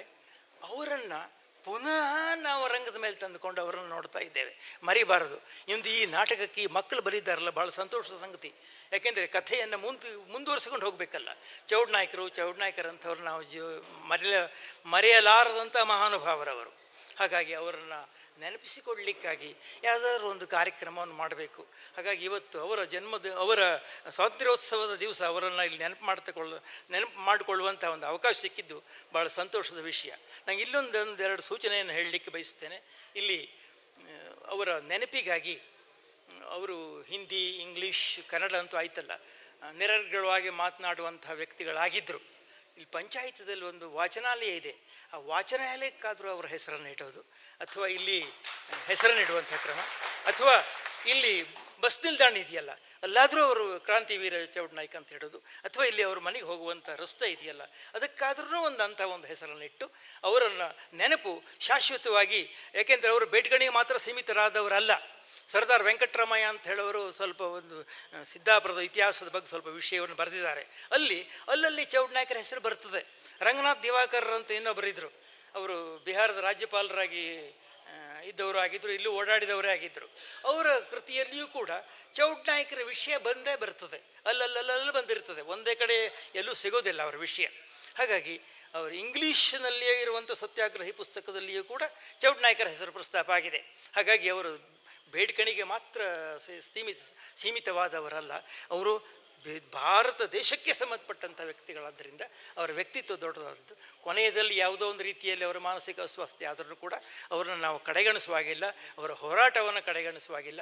ಈ ರೀತಿಯಲ್ಲಿ ಯಾವುದಾದ್ರು ಅವರನ್ನು ಈ ಭಾಗಕ್ಕೆ ಹೆಸರಿಡುವ ಮೂಲಕದಲ್ಲಿ ನಾವು ಅವರನ್ನು ನೆನಪಿಸಿಕೊಳ್ಳೋಣ, ಸ್ವಾತಂತ್ರ್ಯ ಹೋರಾಟಗಾರರನ್ನು ನೆನಪಿಸಿಕೊಳ್ಳೋಣ. ಆಮೇಲೆ ಪಂಚಾಯತ್ದಲ್ಲಿ, ಕಾಲೇಜಲ್ಲಿ ಎಲ್ಲಿ ಸಾಧ್ಯ ಆಯಿತು ಅಲ್ಲಿ ಈ ಭಾಗದ ಸ್ವಾತಂತ್ರ್ಯ ಹೋರಾಟಗಾರರು ಇಲ್ಲಿ ಗುಂಜಗೋಡ್ನಲ್ಲಿ ಈ ಒಂದು ವ್ಯಾಪ್ತಿಯಲ್ಲಿ ನೋಡಿದರೆ 40-50ಕ್ಕಿಂತ ಹೆಚ್ಚಿಗೆ ಸ್ವಾತಂತ್ರ್ಯ ಯೋಧರು, ಪುರುಷರು ಒಂದೇ ಇಲ್ಲ ಮಹಿಳೆಯರು ಇದ್ದಾರೆ. ಹಾಗಾಗಿ ಅವರ ಹೆಸರುಗಳನ್ನು ಅಲ್ಲಿ ಇಟ್ಟುಕೊಳ್ಳುವಂಥ ಆದರೆ ಅವರ ನೆನಪು ಸದಾಕಾಲ ಇರ್ತದೆ. ನಾವು ಅವರನ್ನು ಯಾವತ್ತೂ ಮರಿಬಾರದು. ಅವರಿಗೆ ನಮ್ಮ ನಮನವನ್ನು ಸಲ್ಲಿಸ್ತಾ ನಾನು ನಾಟಕ ಚೆನ್ನಾಗಾಗಲಿ ಅಂತ ಶುಭ ಕೋರ್ತೇನೆ. ಶ್ರೀಯುತ ಎಸ್ ವಿ ಹೆಗಡೆ ಅವರಿಗೆ ಧನ್ಯವಾದಗಳು. ಈಗ ಚೌಡನಾಯಕರವರ ಕುಟುಂಬಸ್ಥರು ಒಂದು ಮಾಹಿತಿಯನ್ನು ಹೇಳಿದರು. ಅವರ ಮನೆಯಲ್ಲಿ ಇರುವಂತಹ ಅವರ ಒಂದು ಸಣ್ಣ ದಾಖಲೆ ಇದೆಯಂತೆ, ಜೈಲಿನಲ್ಲಿ ಅವರು ಇದ್ದಾಗಿಂದು ಒಂದು ಸಣ್ಣ ದಾಖಲೆ. ಅದರೊಳಗೆ ಅವರ ಕೈದಿ ನಂಬರು 6919 ಹೇಳಿದೆಯಂತೆ.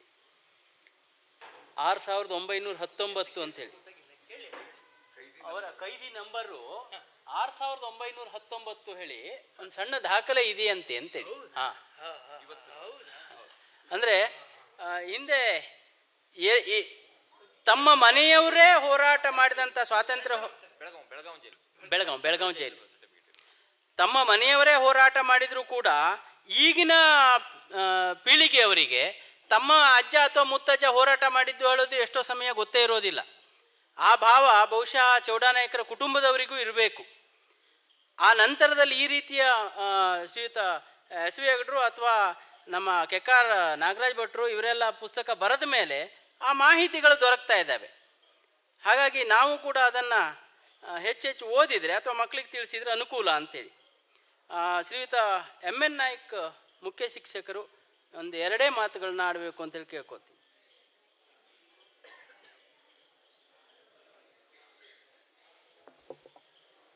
ಈ ಒಂದು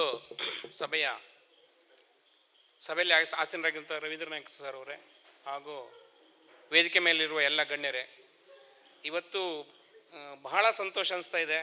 ನನ್ನ ಜೀವನದ ಒಂದು ಅವಿಸ್ಮರಣೀಯ ಘಟನೆ ಅಂತ ಅಂದ್ಕೊಳ್ಬೋದು. ನಮ್ಮೂರಿನಲ್ಲಿ ಇಷ್ಟು ದೊಡ್ಡ ಒಬ್ಬ ಸ್ವಾತಂತ್ರ್ಯ ಹೋರಾಟಗಾರರು ಇದ್ದರು ಅಂತ ನಾವು ತಿಳ್ಕೊಂಡೇ ಇರಲಿಲ್ಲ. ನಾವೆಲ್ಲ ಹಿಸ್ಟ್ರಿ ಓದಿದವ್ರೆ, ಆದರೆ ಯಾವ ಹಿಸ್ಟ್ರಿಲೂ ಇವರು ಬರಲೇ ಇಲ್ಲ. ನಮಗೆ ಗೊತ್ತಾಗಿದ್ದು ಯಾವಾಗ ಅಂತಂದರೆ, ನಾನು ಹೀಗೆ ಈ ಥರದ ಒಂದು ನಾಟಕ ಶಂಕರ ಮಠದಲ್ಲಿ ನಡೆದಿತ್ತು. ಆ ಸಂದರ್ಭದಲ್ಲಿ ಅಲ್ಲಿ ಕ್ರಾಂತಿಯ ಕಿಡಿ ಅಂತ ಒಂದು ಪುಸ್ತಕಗಳ ಮಾರಾಟದಲ್ಲಿ ಕ್ರಾಂತಿಯ ಕಿಡಿ ಪುಸ್ತಕ ಇತ್ತು. ಅದನ್ನು ಸರ್ ಹೇಳಿದರು ಅನ್ಸುತ್ತೆ, ಇಂಟ್ರೊಡಕ್ಷನ್ ಏನೋ ಕೊಟ್ಟಿದ್ರು ಒಂದು ಯಾವುದೋ ಇದ್ರಾಗೆ. ಅಲ್ಲಿ ಬುಕ್ ಸ್ಟಾಲಲ್ಲಿ ಇತ್ತು. ಆ ಬುಕ್ ಸ್ಟಾಲಲ್ಲಿ ನಾನು ಆ ಕ್ರಾಂತಿಯ ಕಿಡಿ ಪುಸ್ತಕವನ್ನು ತೆಗೆದುಕೊಂಡೆ. ಆವತ್ತು ಅದು ಓದಿದಾಗ ಗೊತ್ತಾಯಿತು, ನಮ್ಮ ಬೇಡ್ಕಣಿಯಲ್ಲಿ ಇಂಥ ದೊಡ್ಡ ಒಬ್ಬ ಸ್ವಾತಂತ್ರ್ಯ ಹೋರಾಟಗಾರಿದ್ದಾರೆ ಅನ್ನೋದು ಅವತ್ತು ಅರಿವಾಯಿತು. ನಿಜವಾಗಿ ಲೇಖಕರಿಗೆ ಮತ್ತೊಮ್ಮೆ ಧನ್ಯವಾದಗಳು ಸರ್. ನಮ್ಮ ಊರಿನ ಇಷ್ಟು ದೊಡ್ಡ ಇತಿಹಾಸವನ್ನು ನೀವು ಅಷ್ಟು ಆಳವಾಗಿ ಅಧ್ಯಯನ ಮಾಡಿ ಅದನ್ನು ಪರಿಚಯಿಸಿದ್ದೀರಿ, ಧನ್ಯವಾದಗಳು. ಮತ್ತು ಭಾಳ ಜನರಿಗೆ, ನಮ್ಮ ಬೇಡ್ಕಣಿಯವರಿಗೆ ಗೊತ್ತಿಲ್ಲ ಇಷ್ಟು ದೊಡ್ಡ ಒಬ್ಬ ಹೋರಾಟಗಾರರು ನಮ್ಮ ಊರಿನಲ್ಲಿ ಇದ್ದಾರೆ ಅನ್ನೋದು ಗೊತ್ತೇ ಇಲ್ಲ. ಇನ್ನೊಂದು ವಿಶೇಷ ಅಂತಂದರೆ, ಅವರ ರತ್ನಾಕರ್ ನಾಯಕರ ಕಿರಿ ಮಗ ಯಜ್ಞೇಶ್ವರ್ ನಾಯ್ಕ್ ಅವರು ನಾನು ಕ್ಲಾಸ್ಮೇಟು, ಒಂದೇ ಬೆಂಚಲ್ಲಿ ಓದಿದವರು. ಆದರೆ ದುರದೃಷ್ಟವಶಾತ್ ಅವರು ನಮ್ಮ ಜೊತೆಗೆ ಇವತ್ತಿಲ್ಲ. ಒಳ್ಳೆ ಮುಖ್ಯೋಪಾಧ್ಯಾಯರಾಗಿದ್ದರು, ಅವರನ್ನು ನಾವು ಕಳ್ಕೊಂಬಿಟ್ಟಿದ್ದೀವಿ. ಏನೇ ಇರಲಿ, ಇಂಥ ಒಬ್ಬ ಹೋರಾಟಗಾರ ನಮ್ಮೂರಲ್ಲಿದ್ದಾರೆ. ಮತ್ತು ನಾವು ಕೂಡ ಈ ದಂಡಿ ಸತ್ಯಾಗ್ರಹ, ಸ್ವಾತಂತ್ರ್ಯ ಹೋರಾಟದ ಬಗ್ಗೆ ತುಂಬ ಮಕ್ಕಳಿಗೆ ಪಾಠ ಮಾಡಿದ್ದೀವಿ. ಈಗ ಪಾಠ ಮಾಡುವಾಗ ನಾವು ಗಾಂಧೀಜಿ, ಸುಭಾಷ್ ಚಂದ್ರ ಬೋಸ್, ಹೀಗೆ ದೊಡ್ಡ ದೊಡ್ಡ ವ್ಯಕ್ತಿಗಳ ಬಗ್ಗೆ ಹೇಳ್ತಾ ಇದ್ವಿ. ಈಗ ನಾನು ಪಾಠ ಮಾಡುವಾಗ ನನ್ನ ಪ್ರತಿ ವರ್ಷ 10ನೇ ತರಗತಿ ವಿದ್ಯಾರ್ಥಿಗಳಿಗೆ ಸ್ವಾತಂತ್ರ್ಯ ಹೋರಾಟ ಅಂತ ಪಾಠ ಬರ್ತದೆ. ಆಗ ಪ್ರತಿ ವರ್ಷವೂ ಕೂಡ ನಮ್ಮ ಬೇಡ್ಕಣಿ ಚೌಡನಾಯಕರ ವಿಷಯವನ್ನು ಹೇಳಿಯೇ ಹೇಳ್ತೇನೆ. ನಾನು ಇಂಥ ಒಂದು ಸ್ವಾತಂತ್ರ್ಯ ಹೋರಾಟಗಾರರು ನಮ್ಮೂರಲ್ಲೇ ಇದ್ದರು ಅಂತ ಹೇಳ್ತೇನೆ. ಅದಕ್ಕೆ ನಂಗೆ ಭಾಳ ಸಂತೋಷ ಅನಿಸ್ತಾ ಇದೆ. ಈ ಒಂದು ಸಂದರ್ಭದಲ್ಲಿ ಈ ಮಾತಾಡೋದಕ್ಕಿಂತ ಈಗ ನಾಟಕ ಪ್ರದರ್ಶನವೇ ನೋಡ್ಲಿಕ್ಕೆ ಭಾಳ ಜನ ಆಸಕ್ತರಾಗಿದ್ದೀರಿ. ಅದರಿಂದ ಈ ಸಂದರ್ಭದಲ್ಲಿ ನನಗೆ ಈ ವೇದಿಕೆಯಲ್ಲಿ ಅವಕಾಶ ಕೊಟ್ಟು 2 ಮಾತಾಡೋಕ್ಕೆ ಅವಕಾಶ ಕೊಟ್ಟಂಥ ಸಂಘಟಕರಿಗೆ ಧನ್ಯವಾದಗಳು ಅರ್ಪಿಸ್ತಾ ನಾನು ಮಾತನ್ನು ಮುಗಿಸ್ತಿದ್ದೇನೆ. ಜೈ ಹಿಂದ್, ಜೈ ಕರ್ನಾಟಕ. ಧನ್ಯವಾದಗಳು. ಶ್ರೀಯುತ ರಾಜು ಭಟ್ ಅವರು ನಮ್ಮ ರಂಗಸೌಗಂಧಕ್ಕೂ ಅಷ್ಟೇ, ನಾವು ಮಾಡುವಂಥ ಎಲ್ಲ ನಾಟಕಗಳನ್ನು ನೋಡಿ ಬಹಳ ವಿಮರ್ಶಾತ್ಮಕವಾಗಿ ನಮಗೆ ಮಾಹಿತಿಗಳನ್ನು, ಸಲಹೆಗಳನ್ನು ಕೊಡ್ತಾ ನಮ್ಮನ್ನು ಪ್ರೋತ್ಸಾಹಿಸ್ತಾ ಇದ್ದಾರೆ. ಅವರು ಕೂಡ 1-2 ಮಾತುಗಳನ್ನ ಆಡಬೇಕು ಅಂತ ಕೇಳ್ಕೊಳ್ತೀನಿ. ನಮಸ್ಕಾರ. ಹಿರಿಯರಿಗೆ ಮತ್ತು ಕಿರಿಯರಿಗೆ ಎಲ್ಲರಿಗೂ ನಮಸ್ಕಾರ ಮತ್ತು ಆಶೀರ್ವಾದಗಳು. ಕ್ರಾಂತಿಯ ಬಗ್ಗೆ ರವೀಂದ್ರ ನಾಯ್ಕ ಅವರು ಚೆನ್ನಾಗಿ ಮಾತಾಡಿದರು. ಹಾಗೆ ನಮ್ಮ ಕ್ರಾಂತಿವೀರ, ನಮ್ಮ ಹೆಮ್ಮೆಯ ಕ್ರಾಂತಿವೀರ ಚೌಡನಾಯಕರ ಬಗ್ಗೆ ಎಸ್ ವಿ ಹೆಗಡರು ಎಲ್ಲದನ್ನು ಹೇಳಿದ್ದಾರೆ. ನಾನು ಸ್ವಲ್ಪ ಈ ನಾಟಕ ರಂಗದ ಬಗ್ಗೆ, ನಮ್ಮ ರಂಗ ಸೌಗಂಧದ ಬಗ್ಗೆ ಹೇಳೋಣ ಅಂತಿದ್ದೀನಿ. ಸಿದ್ದಾಪುರ ಈ ಒಂದು ಸಾಂಸ್ಕೃತಿಕ ಕಾರ್ಯಕ್ರಮ ಅಂತ ಬಂದರೆ ಸಿದ್ದಾಪುರ ಫಸ್ಟ್ ಸ್ಥಾನದಲ್ಲಿ ನಿಂತ್ಕೊಳ್ತದೆ. ಯಕ್ಷಗಾನ ಇರ್ಬೋದು, ಯಕ್ಷಗಾನಕ್ಕೆ ಸಿದ್ದಾಪುರದಲ್ಲಿ ಆಗುವಷ್ಟು ಜನ ಮತ್ತೆಲ್ಲೂ ಆಗಲಿಕ್ಕಿಲ್ಲ. ಇಡೀ ಉತ್ತರ ಕನ್ನಡ ದಕ್ಷಿಣ ಕನ್ನಡದಲ್ಲಿ ಇರ್ಬೋದು. ನಾಟಕ, ಭರತನಾಟ್ಯ, ಹಾಡು, ಸಂಸ್ಕೃತಿ ಎಲ್ಲದರಲ್ಲೂ ಪುಸ್ತಕ ವಿಮರ್ಶೆ, ಪುಸ್ತಕ ಬಿಡುಗಡೆ ಎಲ್ಲದರಲ್ಲೂ ಸಿದ್ದಾಪುರ ಎತ್ತಿದ ಕೈ. ಅದರೊಳಗೆ ನಾಟಕ ಅಂತ ಬಂದಾಗ ಸೀತಾರಾಮ್ ಶಾಸ್ತ್ರಿ ಅವರಿಂದ ಶುರುವಾದದ್ದು, ಶ್ರೀಧರ್ ಹೆಗಡೆಯಿಂದ ಈಗ ಗಣಪತಿ ಹೆಗಡೆ ತನಕ ರಂಗ ಸೌಗಂಧ ಅಂತ ಮುಂದುವರಿತಿದ್ರೆ, ಆ ಕಡೆ ಒಡ್ಡೋಲಗ ಅನ್ನೋದ್ರಲ್ಲಿ ಅವರು ಗಣಪತಿಯವರು ಅವರು ನಾಟಕದಲ್ಲಿ ಭಾಳಷ್ಟು ಒಳ್ಳೊಳ್ಳೆ ಪ್ರಯೋಗಗಳನ್ನು ಮಾಡ್ತಾ ಇದ್ದಾರೆ. ಈ ರಂಗ ಸೌಗಂಧದವರು ಪ್ರತಿ ವರ್ಷವೂ ಒಂದು ನಾಟಕ ಕಲ್ಚರ್ ಆಫ್ ಮಿನಿಸ್ಟ್ರಿಯಿಂದ ತಗೊಂಡು ಒಂದು 8-10 ಪ್ರಯೋಗವನ್ನು ಅಲ್ಲಿ ಇಲ್ಲಿ ಎಲ್ಲ ಕಡೆ ಮಾಡ್ಕೊಬರ್ತಾರೆ. ಫಸ್ಟ್ ಪ್ರಯೋಗ ಯೂಸ್ವಲ್ ಆಗಿ ಶಂಕರ ಮಠದಲ್ಲಿ ಆಗುತ್ತೆ. ಶಂಕರ ಮಠದಲ್ಲಿ ಆದಾಗ ನಾನು ಫಸ್ಟ್ ಪ್ರಯೋಗಕ್ಕೆ ಹೋಗಿ ಯೂಸ್ವಲ್ ಕುರ್ಚಿ ಮೇಲೆ ಕೂತ್ಕೊಳ್ಳೋದು ಕಡಿಮೆ, ಜಮಖಾನೆ ಹಾಕಿರ್ತಾರೆ ಅದ್ರ ಮೇಲೆ ಕೂತ್ಕೊಂಡು ನಾನು ಆ ನಾಟಕವನ್ನು ನೋಡಿ, ನನ್ನ ನಾಟಕ ನೋಡೋಕ್ಕಿಂತ ಜಾಸ್ತಿ ಅವ್ರು ಏನು ತಪ್ಪು ಮಾಡ್ತಿದ್ದಾರೆ ಅದನ್ನೇ ನಾನು ನೋಡ್ತಾ ಇರ್ತೀನಿ. ಅವ್ರು ತಪ್ಪು ಮಾಡಿದ್ದನ್ನು ಅವ್ರಿಗೆ ಹೇಳಿಬಿಟ್ಟು ಬಂದುಬಿಟ್ರೆ ನಂಗೆ ಸಮಾಧಾನ. ನೆಕ್ಸ್ಟ್ ಯೂಸ್ವಲ್ ಹರ್ಸಿಕಟ್ಟದಲ್ಲಾಗುತ್ತೆ ಅಥವಾ ಶೇಷಗಿರಿಲೆಲ್ಲೋ ಆಗುತ್ತೆ. ಅದನ್ನು ಅವ್ರು ತಪ್ಪನ್ನು ತಿದ್ದುಕೊಂಡು ಸರಿ ಮಾಡ್ಕೊಂಡಿರ್ತಾರೆ. ನಾನು ಎಷ್ಟೋ ಸಲ ಒಳ್ಳೆಯದನ್ನು ಹೇಳಿದ್ದೀನಿ, ತಪ್ಪಿದ್ದಾಗ ತಪ್ಪು ಅಂತಲೂ ಹೇಳಿದ್ದೀನಿ. ವಿಮರ್ಶೆ ಪುಸ್ತಕದ ಇದು ವಾಟ್ಸಪ್ಪಲ್ಲಿ ಬರೆದವ್ರಿಗೆ ಮೆಸೇಜನ್ನು ಕಳಿಸಿದ್ದೀನಿ, ಫೇಸ್ಬುಕ್ಕಲ್ಲೂ ಎಂಟ್ರಿ ಮಾಡಿದ್ದೀನಿ. ಈಗ ರಂಗ ಸೌಗಂಧವರು ಪ್ರತಿ ವರ್ಷ ಈ ಮಾಯಾ ಸರೋವರ ಅಂತ ತಂದರು, ಅಂಧಕಾರ ಅಂತ ತಂದರು ನಾಟಕವನ್ನು. ಆಮೇಲೆ ಅದಾದಮೇಲೆ ನಮ್ಮ ಮಗೇಗರ್ ಇವರು ಎಸ್ ವಿ ಹೆಗಡೆ ಬರೆದಂಥ ದೇವಿಯ ದೀವಿಗೆ ಅಂತ ಅದ್ಭುತ ಒಂದು ನಾಟಕವನ್ನು ಮಾಡಿದರು. ಈ ನಾಟಕಗಳ ಮಜಾ ಏನಂದರೆ, ನಮ್ಮ ಸಿದ್ದಾಪುರದಲ್ಲಿ ಎಲ್ಲ ಜಾತಿ ಎಲ್ಲ ಕೋಮಿನ ಜನ ಇದ್ದಾರೆ. ನಾಯಕರಿದ್ದಾರೆ, ಬ್ರಾಹ್ಮಣರಿದ್ದಾರೆ, ಹವ್ಯಕ ಬ್ರಾಹ್ಮಣರಿದ್ದಾರೆ, ಆಮೇಲೆ ಕೊಂಕಣೀಸ್ ಇದ್ದಾರೆ, ಎಲ್ಲ ಇದ್ದಾರೆ. ಬಟ್ ಆ ಹಸ್ಲರ್ ಜನಾಂಗನೂ, ಈ ದೇವಿಯ ದಿವಿಗಳು ಹಸ್ಲರ್ ಭಾಷೆಯನ್ನು ಇನ್ನೊಬ್ಬ ಯಾವುದೋ ಜನಾಂಗದ ವ್ಯಕ್ತಿ ಅಷ್ಟು ಚಂದ ಮಾಡಿ ಅವ್ರದ್ದೇ ಭಾಷೆಯಲ್ಲಿ ಮಾತನಾಡೋದು ಇದೆಯಲ್ಲ, ಅದು ಅಷ್ಟು ಸುಲಭ ಅಲ್ಲ. ಈಗ ಹವ್ಯಕರ ಭಾಷೆ ಹವ್ಯಕರು ಮಾತಾಡ್ಬಿಡ್ತಾರೆ, ನಾಯಕರ ಭಾಷೆ ನಾಯಕರು ಮಾತಾಡ್ತಾರೆ, ಕೊಂಕಣಿರ ಭಾಷೆ ಕೊಂಕಣಿರು ಮಾತಾಡ್ತಾರೆ. ಬಟ್ ಹವ್ಯಕರು ಕೊಂಕಣಿರ ಭಾಷೆಯಲ್ಲಿ ಮಾತಾಡೋದು ಅಥವಾ ಕೊಂಕಣಿ ಹೋಗಿ ಹಸ್ಲರ್ ಭಾಷೆಯಲ್ಲಿ ಮಾತಾಡೋದು ಇದೆಯಲ್ಲ, ವೆರಿ ವೆರಿ ವೆರಿ ಡಿಫಿಕಲ್ಟ್ ಅದು. ಆ ನಾಟಕದ ಎಲ್ಲ ಪಾತ್ರಗಳಲ್ಲಿ ಯಾವ್ಯಾವ ಇದನ್ನು ಜೀವಂತಿಕೆ ತುಂಬೋದನ್ನು ಈ ರಂಗ ಸೌಗಂಧವ್ರು ಮಾಡ್ತಿದ್ದಾರೆ. ನೀವು ನೋಡಿದ್ರೆ ಗೊತ್ತಾಗುತ್ತೆ. ಇದ್ರ ಬಗ್ಗೆ ನಮ್ಮ ಕನ್ನೇಶ್ ನಾಯ್ಕ ಅವ್ರ ಲಾಸ್ಟ್ ಪ್ರಯೋಗದ ಬಗ್ಗೆ ಸಿಕ್ಕಾಪಟ್ಟೆ ಒಳ್ಳೆ ವರದಿ ಕೊಟ್ಟು ಎಲ್ಲ ಇದ್ರ ಬಗ್ಗೆ ಹೇಳಿದ್ದಾರೆ. ಆಲ್ರೆಡಿ ಎಲ್ಲ ಫೇಸ್ಬುಕ್ ವಾಟ್ಸಪ್ಪಲ್ಲೆಲ್ಲ ಓಡಾಡ್ತಿದೆ, ನೋಡಿರ್ಬೋದು ನೀವು. ಮತ್ತು ಇದರಲ್ಲಿ ನಮಗೆ ಒಂದು ನಾಟಕ ಒಂದೂವರೆ ತಾಸಿನಲ್ಲಿ ಇಲ್ಲೆಲ್ಲ ನೋಡಿಬಿಡ್ತೀವಿ. ಬಟ್ ಅದ್ರ ಹಿಂದೆ ಎಷ್ಟು ಕಷ್ಟ ಇದೆ, ಶ್ರಮ ಇದೆ. ಅವರು ಒಂದು 50ರಿಂದ 60 ದಿನ, ದಿನಕ್ಕೆ 2ರಿಂದ 4 ತಾಸು ಒಂದು ಕಡೆ ಪ್ರಾಯೋಗಿಕವಾಗಿ ಬಂದು ಎಲ್ಲ ಕೂತು ತಪ್ಪುಗಳನ್ನು ಮಾಡಿ ಕರೆಕ್ಟ್ ಮಾಡಿ ಅದನ್ನು ತಿದ್ದಿ ಮಾಡ್ಬೇಕಾದ್ರೆ ಅವ್ರದ್ದು ಒಬ್ಬೊಬ್ಬರು ಪ್ರತಿಯೊಬ್ಬರು ಎಲ್ಲರೂ ನಾಟಕಕ್ಕೆ ಇರೋರಲ್ಲ, ಅವ್ರವ್ರದ್ದು ವೃತ್ತಿ ಜೀವನ ಅವರಿಗಿದೆ. ಬೇರೆ ವೃತ್ತಿ ಜೀವನದಲ್ಲಿ ಇದ್ದರೂ ಬಂದು ಎಲ್ಲೂ ತಪ್ಪದೆ ಒಬ್ಬ ಪಾತ್ರಧಾರಿ ಬರಲಿಲ್ಲ ನಾಟಕ ಅದನ್ನು ಮಾಡೋಕ್ಕೆ ಆಗಲ್ಲ ಅವರಿಗೆ. ಅಂಥದ್ರೊಳಗೆ ಅವರೆಲ್ಲ ಬಂದು ಸೇರಿ ಇಷ್ಟು ಚೆನ್ನಾಗಿ ಮಾಡ್ತಾರೆ ಅಂದರೆ ಒಂದು ನಾವು ಹೆಮ್ಮೆ ಪಡಬೇಕಾದ ವಿಷಯ. ಮತ್ತು ಪ್ರತಿ ವರ್ಷವೂ ಒಳ್ಳೊಳ್ಳೆ ಪೌರಾಣಿಕ ಅಥವಾ ಕ್ರಾಂತಿ ಅಥವಾ ನಮ್ಮ ಸ್ವಾತಂತ್ರ್ಯ ಯೋಧರ ವಿಷಯವನ್ನು ಎತ್ಕೊಂಡು ಮಾಡ್ತಾ ಇದ್ದಾರೆ. ನಾನು ಭಾಳ ವಿಮರ್ಶೆ ಮಾಡೋಕ್ಕೆ ಹೋಗಲ್ಲ, ನೀವು ಹೆಂಗೋ ನಾಟಕ ನೋಡ್ತೀರಿ, ನಿಮಗೆ ಗೊತ್ತಾಗುತ್ತೆ. ನೀವು ಅನುಭವಿಸಿ, ಆನಂದಿಸಿ, ಖುಷಿ ಪಡಿ. ಧನ್ಯವಾದಗಳು. ತುಂಬು ಹೃದಯದ ಧನ್ಯವಾದಗಳು. ಚೌಡಾನಾಯ್ಕರ ಕುಟುಂಬಸ್ಥರು ಈ ನಾಟಕದ ಕೃತಿಕಾರರಾದಂತಹ ಶ್ರೀಯುತ ಎಸ್ ವಿ ಹೆಗಡೆ ಮಗೇಗಾರ್ ಇವರಿಗೆ ಒಂದು ಸಣ್ಣ ಗೌರವ ಸಮರ್ಪಣೆಯನ್ನು ಮಾಡಬೇಕು ಅಂತಿದ್ದಾರೆ. ಶ್ರೀಯುತ ಪುಂಡ್ಲಿಕ್ ರತ್ನಾಕರ್ ನಾಯ್ಕ ಅವರು ವೇದಿಕೆಗೆ ಆಗಮಿಸಿ ಗೌರವಿಸಬೇಕು ಅಂತೇಳಿ ಕೇಳ್ಕೊಳ್ತೀನಿ.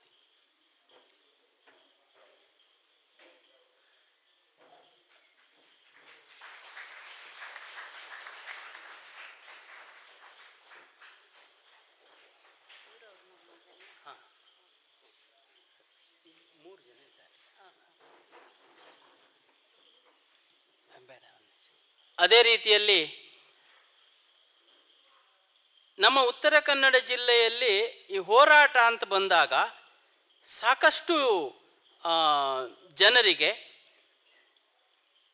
ಭೂಮಿ ಇಲ್ಲದೆ ಇರುವವರಿಗೆ ಭೂಮಿಯನ್ನು ಕೊಡಿಸ್ಲಿಕ್ಕಾಗಿ ಸಾಕಷ್ಟು ಹೋರಾಟವನ್ನು ಮಾಡಿದ್ದಾರೆ 30-32 ವರ್ಷಗಳಿಂದ. ಹಾಗಾಗಿ ಅವರಿಗೆ ಆ ಹೋರಾಟಕ್ಕೆ ನಮ್ಮ ಒಂದು ಸಾತ್ವಿಕವಾದಂತಹ ಬೆಂಬಲ ಮತ್ತು ಗೌರವವನ್ನು ಸೂಚಿಸಬೇಕು ಅಂಥೇಳಿ ಚೌಡಾನಾಯ್ಕ ಅವರ ಕುಟುಂಬದವರು ಆಸೆ ಪಟ್ಟಿದ್ದಾರೆ. ಹಾಗಾಗಿ ಶ್ರೀಯುತ ರವೀಂದ್ರ ನಾಯ್ಕ ಅವರಿಗೆ ರವಿ ಮಹಾಬಲೇಶ್ವರ ನಾಯ್ಕ ಇವರು ಶಾಲನ್ನು ಹಾಕಿ ಗೌರವಿಸಬೇಕು ಅಂತೇಳಿ ಕೇಳ್ಕೊಳ್ತೀನಿ.